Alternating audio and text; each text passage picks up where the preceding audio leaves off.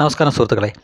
കാണുന്ന ചിലരിൽ നടുക്കവും ചിലർക്ക് അമ്പരപ്പവും ഒക്കെ തോന്നുന്ന ഒരു കാഴ്ചയാണ് നിങ്ങളിപ്പോൾ കണ്ടുകൊണ്ടിരിക്കുന്നത്. ഇത് ആലപ്പുഴ കുട്ടനാട് പുളുങ്ങൻ എന്ന് പറഞ്ഞ സ്ഥലമാണ്. ഇവിടെ ഒരു താലൂക്ക് ആശുപത്രിയുണ്ട്.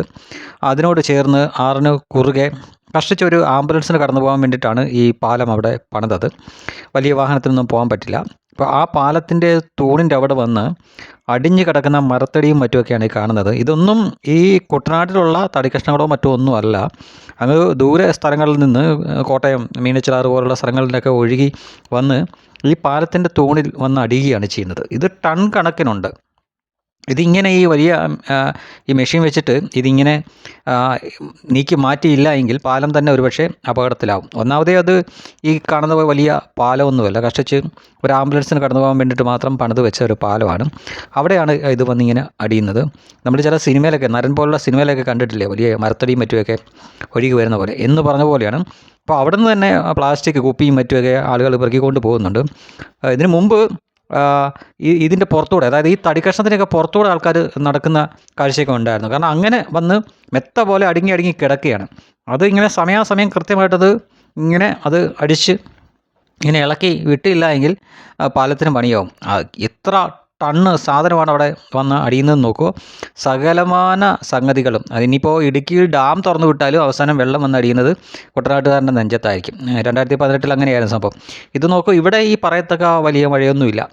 കുട്ടനാട്, പുളുങ്ങുന്ന്, നെടുമുടി, മങ്കമ്പ്, കൈനേരി പോലുള്ള ഭാഗങ്ങളിൽ ഈ പറയത്തക്ക വലിയ പെരുമഴയൊന്നുമില്ല. ഇടയ്ക്ക് മഴ പെയ്യും, ചാർന്നിക്കും, ഇങ്ങനെയുള്ള സംഭവമൊക്കെ ഉള്ളൂ. പക്ഷേ അങ്ങ് കിഴക്ക് പെയ്യുന്ന മഴവെള്ളം അവസാനം കുത്തിയൊലിച്ചു സകലമാന വേസ്റ്റും താടിയും എല്ലാം വന്ന് അടിയുന്ന ഒരു സ്ഥലം ഇതാണ്. ഇതിൽ കൊള്ളാവുന്ന തടിയൊക്കെ നാട്ടുകാർ വള്ളത്തിലും മറ്റുമൊക്കെ വന്ന് എടുത്തുകൊണ്ട് പോകും. പിന്നെ കുറേയൊക്കെ ഇങ്ങനെ ഒഴുകിപ്പോയി അവസാനം വേമ്പനാട്ടുകാരിൽ ചെല്ലും. അവിടുന്ന് കുറേ കടലിൽ പോകും, അല്ലെങ്കിൽ അതിന് മുന്നേ തന്നെ ആളുകളെടുക്കും. ഇതൊക്കെ ചിലർ വിറകിന് വേണ്ടി എടുക്കാറുണ്ട്. ടൺ കണക്കിന് സാധനമുണ്ട്, ടൺ കണക്കിന് സാധനം.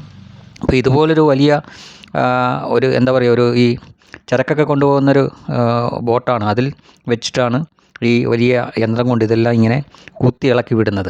അല്ലെങ്കിലുള്ള അവസ്ഥ ഊഹിക്കാവുന്നതേ ഉള്ളൂ. അപ്പോൾ എത്രമാത്രം മഴ മറ്റുള്ള സ്ഥലങ്ങളിൽ പെയ്യുന്നുണ്ടെന്നതിൻ്റെ തെളിവാണ്. അപ്പോൾ ഇത്രയും വലിയ തടിക്കഷ്ണങ്ങളൊക്കെ ഇങ്ങനെ കുത്തി ഒലിച്ച് വരണമെങ്കിൽ നമ്മൾ ഈ ഇവിടെ നിന്ന് കാണുന്ന പോലെ ആയിരിക്കില്ല. ഒരു പക്ഷേ അങ്ങ് കിഴക്കൻ പ്രദേശങ്ങളിൽ വലിയ പെരുമഴ തന്നെയായിരിക്കും പെയ്യുന്നത്. അവിടെ നിന്ന് എന്തൊക്കെ നാശനഷ്ടങ്ങൾ ഉണ്ടാക്കിയിട്ടായിരിക്കും ഇതെല്ലാം വന്ന് അടിഞ്ഞിരിക്കുന്നത്. പക്ഷേ ഇതിനെല്ലാം പുറമേ നമ്മൾ കാണേണ്ട ഒരു കാര്യമുണ്ട്. നമ്മുടെ മനുഷ്യർ ഈ പ്രകൃതിയോടും മനുഷ്യനോടും തന്നെ ചെയ്യുന്ന ക്രൂരത ഇതിൽ നിന്നൊക്കെ വെളിവാകാൻ പറ്റും. ഇതിൽ നല്ലൊരു ശതമാനവും പ്ലാസ്റ്റിക് മാലിന്യങ്ങളും മറ്റുമൊക്കെയാണ്. പിന്നെ തടിയും മറ്റും സംഗതികളൊക്കെയാണ്. ഇതെല്ലാം മനുഷ്യൻ്റെ ചെയ്തിയുടെ ബാക്കിപത്രമാണ്, അല്ലാതെ മറ്റാരുമല്ല. നമ്മൾ തന്നെയാണ് ഇതിനെല്ലാം ഉത്തരവാദികൾ. അപ്പോൾ കാലാകാലങ്ങളിൽ നമ്മൾ ചെയ്യുന്നതിന് നമുക്കിട്ട് തന്നെ പ്രകൃതി തിരിച്ചു തരുമെന്നതിൻ്റെ തെളിവാണ് ഈ കാണുന്നത് മൊത്തം.